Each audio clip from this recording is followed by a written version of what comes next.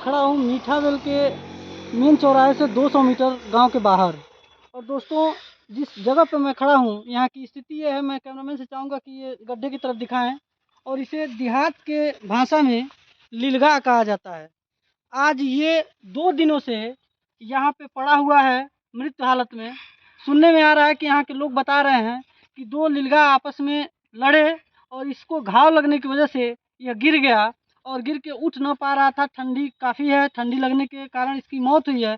लेकिन यहीं के लोगों के मुताबिक ये भी कहा जा रहा है अगर सही समय से यहाँ के जो लोग हैं वो अपने इस सक्षम अधिकारी तक अगर सूचना को पहुँचाए होते तो ये आज मृत हालत में नहीं होता और इसकी मृत्यु नहीं हुई होती। आइए मेरे सामने एक यहाँ के हैं, इनसे मैं पूछना चाहूँगा कि यह कब से यहाँ पे गिरा हुआ है।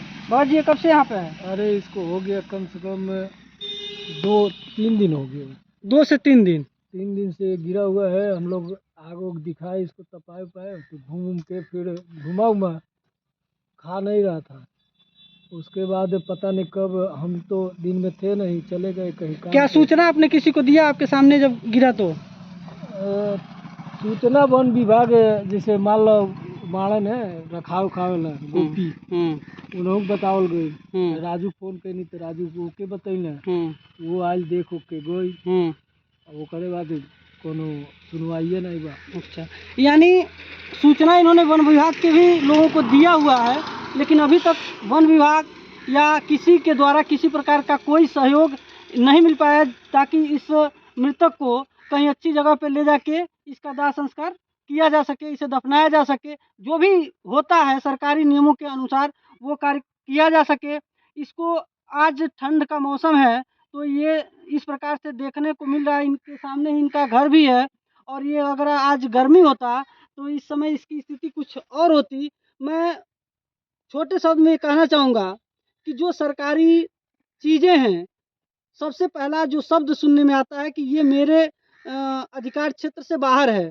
पहले तो हमें ये जानना पड़ेगा कि आखिर में क्या चीज़ किसके क्षेत्र के अंदर है, क्या किसके क्षेत्र के बाहर है। सभी लोग एक फ़ोन करिए किसी को, अगर अधिकारियों को या किसी को सूचित करिए कि यह हो गया, तो उनका पहला शब्द होता है कि हमारे क्षेत्र विभाग के बाहर है। यानी किसका ये क्षेत्र है, कौन इसकी देखभाल करेगा, कौन इसकी सुनवाई करेगा, कैसे इसका क्या होगा, ये भगवान जाने। भगवान के भरोसे ही हमको लग रहा है। संविधान तो बहुत दूर है, अब सारी चीज़ें अगर देखी जाए ज़मीन पे तो इधर की उधर चल रही हैं। इसको मैं ज़्यादा गहराई में नहीं जा पाऊँगा, इसलिए नहीं जा पाऊँगा कि मुझे भी सूचना कल शाम को मिली और मैं जब कल शाम को सूचना पाया तो डीपो सर को मैंने फ़ोन किया।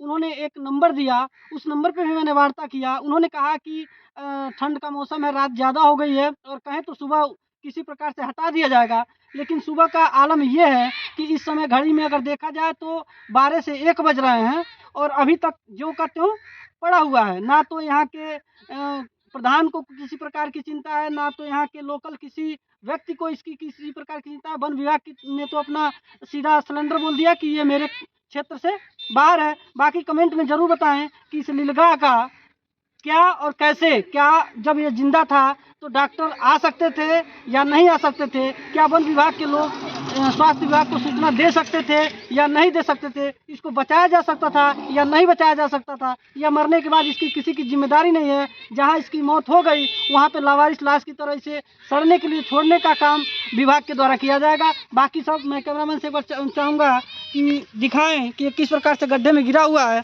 और ये पहले बाहर तड़प रहा था, इसलिए मैं कह रहा हूँ कि यह जब दोनों आपस में लड़ाई किए तो ये किसी कारण से ये बाहर गिरा और गिरने के बाद इसको आग दिखाई गई, जिससे थोड़ा सा मूवमेंट आया और मूवमेंट के चलते यह कम से कम 200 मीटर की दूरी तय करके फिर आके इस गड्ढे में गिरा और गड्ढे में गिरने के बाद इसकी मौत हो जाती है। यानी प्रक्रिया कम से कम 12 से 14 घंटे की चलती है। इसमें किसी प्रकार का न स्वास्थ्य विभाग, न वन विभाग, न तो यहाँ के वरिष्ठ लोगों का किसी का अता पता नहीं है। जय हिंद, जय भारत।